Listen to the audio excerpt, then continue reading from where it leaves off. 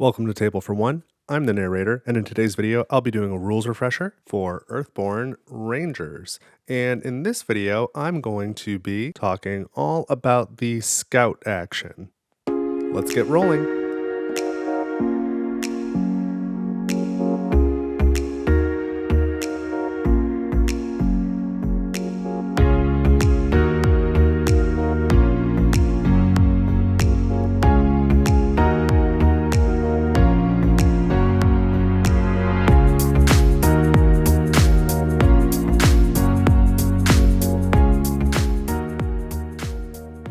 Alright, so I am set up to teach you about the scout action in Earthborne Rangers. I think this will be a fairly short and straightforward video, but I'll have a couple of examples. And just as a quick reminder, I do have an Earthborne Rangers playlist, so if you'd like to see other rules videos for Earthborne Rangers, check that out. Also, I've got some rules videos for this game lined up for the rest of this month. This is coming out in September of 2025. But if you've got Earthborne Rangers questions that you would like me to make a video on, let me know in the comments, and maybe I can add that to the agenda. At the very least, I can try and research it and get you an answer. But let's jump in and start talking about the scout action. It was something that I don't think I appreciated enough when I first started playing the game, but its importance became clear to me after the first few days. So let me explain what it is and where you can use it. So first I'll give you the rulebook definition. It says, when you are instructed to scout a deck, you look at a number of cards specified from the top of that deck, for example, Scout 3 Path cards, then place any number of those cards on the top and or bottom of that deck in the order of your choice. So I'll give you an example here using the Path deck. Let's say we were to scout 4 cards from the top of the Path deck. We'll say 3. 1, 2, 3.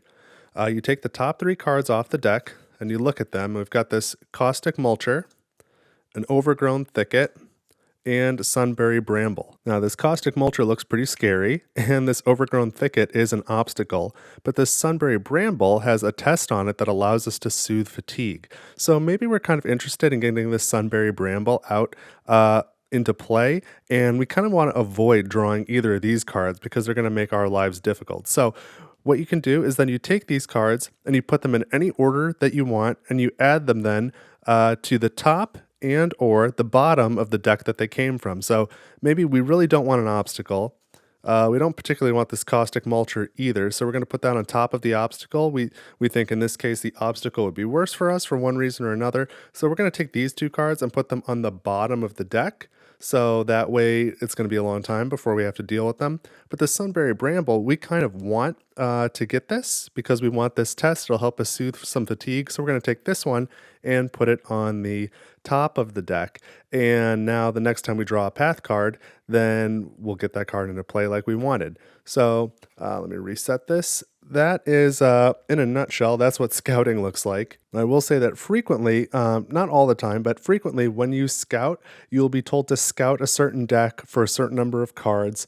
And then after you've completed your scouting and you've kind of set the deck the way you want it, also then draw 1 card. So in that last example, if we put the Sunbury Bramble on top, then we set the deck back down, draw 1 card, and get that Sunbury Bramble immediately. And so let's talk about places where you can scout. I guess honestly anywhere. Nothing's impossible in this game, but the most common place you're going to want to scout is the path deck. And the reason for that is not just to avoid things like obstacles or cards that you don't particularly want to get, but frequently you are looking for a specific card or a specific type of card. Maybe you're trying to find a specific human to complete a mission of some kind. Or maybe you have some type of motivation to try and get a certain type of card such as features or prey, and you're trying to get a bunch of those out into play for one reason or another. Or maybe you know that there's just a really nasty card in there that is going to mess you up, or you're trying to travel. You just want to get out of this location, and obstacles are going to slow you down, so you don't want to draw any obstacles. So in all those cases, manipulation of the path deck is really crucial. And particularly when you're trying to find specific cards, especially if it's like a person, if you're trying to find a human card, like one specific card. If you are playing true solo, unless there's some other game effect that tells you to do it, you're really just drawing one path card per turn. At the top of each turn, each ranger draws a path card. So if you're playing pure solo, you're just drawing one card per turn, or I guess more accurately, one card per round. So that can be pretty slow because the path deck typically has, I don't know, 15 to 20 cards in it at any given time. So, if the card you need just happens to be at the bottom, 15 rounds is like half of your day. That's half of your game session just to find the thing that you're looking for. And then generally, once you find it, you need to do something with it. You need to interact, put progress on it, or move it to a certain place, or, maybe it's a persistent card. You need to take it to another location. So that could be a lot of rounds. And that could really, drain your play session. So if you can manipulate that path deck and find stuff on the top that you don't need and throw it on the bottom, then you can get through it much more quickly. Now, of course, the more rangers that are playing, the more quickly you'll go through the path deck. I typically play two-handed solo, so I'm drawing at a minimum 2 path cards at the beginning of each round. But still, being able to expedite getting to the card that I want and avoiding cards that I don't want, super helpful. So the number one place you're going to scout is the path deck. Now, the next place you're likely to scout is your ranger deck using the remember test. So that's one of the common tests. This is the one that uses the focus type of energy. It uses focus and reason. So this is a remember test that says, remember your training to scout ranger cards equal to your effort, then draw one ranger card. So you're going to put down as much focus energy type as you want. You can add reason approach icons, then you draw your challenge card and add all that effort together, and whatever that final number is, let's say it's 4, then you would scout 4 ranger cards. So you would take the top 4 cards from your ranger deck and you could look at them and say, well, which ones do I want and which ones do I not want? And, maybe I don't really need this Carbon Forge Trowel or this attribute. I'll put these on the bottom, but the Infusion Canteen would be good, and I want Eagle Eye, so I'll put those on the top. And again, put them in the order you want. And in this case, which is typical, then draw one ranger card. So this top card then immediately goes into your hand. So that common remember test will have you scout your ranger deck, and that could be a really good way if you're really needing like a certain piece of gear or a certain moment. There's something you need for a situation that you're in, and you don't have the card in hand. That could be a way to try and find it. And the nice thing is, all the cards, when you're done, you draw the top card, but the rest of the cards all remain in your ranger deck. So this is not really depleting the timer on your day. You're not adding them to your fatigue stack or discarding things. You're going to draw one card off the top, but that's not too bad a cost to try and get the card you want. And if you happen to draw those top 4 cards or top however many cards and none of them are the one you want, you can put them all on the bottom and then hope that the next one, because you still draw one card at the end of the action, then you can draw the next one and hope that maybe that's the one that you need. So by far the deck you're going to be scouting the most is the path deck, and after that is the ranger deck. But there are instances, depending on what character you're playing, what your combination of specialty and background are, and then what missions you're playing and what else is going on, what location you're at. You may have the opportunity to scout, in theory, any deck in the game. I know that it is possible, and there are ways to scout the challenge deck, which is really interesting.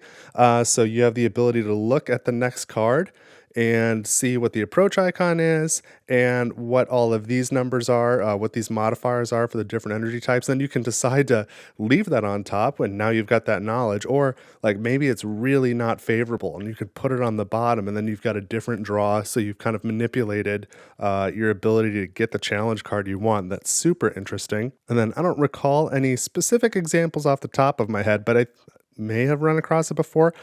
Anything that's a deck, in theory, you could scout. So it would be possible, if it's not possible now in the game, perhaps in a future expansion, to scout your fatigue stack. Although I do think I've run across that. I don't remember. And then I won't give anything away, but it's possible for there to be other decks, other stacks of cards out in the game, and in theory, those could be scouted too. So the other thing I wanted to talk about is where you might find some of these scouting effects. So we already talked about the one common test. We talked about the remember test as a pretty common way to scout your own ranger deck.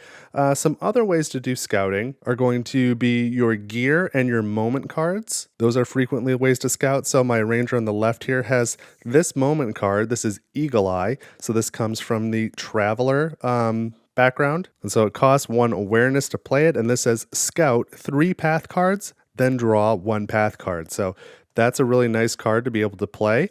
And then, of course, after you've played it, you do the action, and then you put it in your discard. That is a favorite of mine. And then my character here on the right, I have this gear here, these Hydro Lens goggles, which have they have tokens on them, so it uses drops. And this comes from the Explorer specialty. And this has a test on it. It's an awareness test with reason, and you use 1 drop to clarify. So this clarify set test says, clarify your view of the environment around you to scout path cards equal to your effort, then draw 1 path card. This one's super nice because in my aspect, I have 3 awareness, and this is an awareness test. So I can get 3 awareness down and frequently use either approach icons or even get bonuses out of the challenge deck to scout, 4, 5, even 6 path cards at a time. So that can really, really help me work through that deck and get rid of stuff that I'm trying to avoid and help me get the things that I'm trying to find. So this is a really, really nice card to have, especially if you have a lot of awareness. And then I've also got this this piece of gear, phonoscopic headset. These are both from the Explorer specialty. And this is a piece of gear without any tokens on it, but it has an exhaust ability. So when you exhaust this card, or it says, exhaust, when a ranger scouts, increase the number of cards scouted by 1. So this is nice because 1, you can use it on yourself or on other rangers. It's just when a ranger scouts. And 2, it's not specific to any deck. So it doesn't have to be scouting path cards. It could be scouting any deck, such as the ranger deck. So perhaps this ranger is going to scout their ranger deck, and then I could choose to exhaust this card. So it's only used once per round. But now whatever the result of their remember test is, add 1 effort to it, and now they can scout 1 more card. Because that was not entirely an accurate description. Don't add 1 effort to it, but when the test is resolved, if they have succeeded at the test and they are able to scout, then add 1 card to the number that they're scouting. So same thing here. I can combine this with Hydro Lens goggles. I can commit a bunch of awareness and maybe some reason, and maybe even get lucky with the challenge deck, and then I could choose to exhaust my phonoscopic headset as well and get even 1 more scout of the path deck, or scout 1 more card. So there are other ways to scout. There are other pieces of gear. These are just some of the things that I use in my deck, and I find them really helpful. So make sure that you do have a full appreciation of the value of scouting, and in particular the path deck. I use that by far the most. You have to be a little careful when you're doing that remember test because I'm not too worried about drawing the extra card from your ranger deck and shortening the timer of the game. That's not too big a deal, but don't forget, every time you take that test, you are having to draw a challenge card and then resolve all the challenge effects for everything out here. So sometimes it's not worth it just to try and get the next card you need. Sometimes it is, but definitely scouting the path deck and doing it either frequently or a bunch of cards at a time, that is really, really valuable. So hopefully now you have an understanding of how scouting works. If you have any questions, let me know in the comments. And if you found this useful, please consider leaving a like on the video, subscribing to the channel, or sharing it with somebody else. All those things are super helpful. And I'll link at the end of this video to my Earthborne Rangers playlist. I've got a bunch of other content to help you learn how to play this fantastic game. And again, if you've got other Earthborne Rangers questions that you would like me to make a video on, let me know. I am open to suggestions. But that's what I've got this time on Table for One. Thank you so much for watching, and I'll see you in the next video.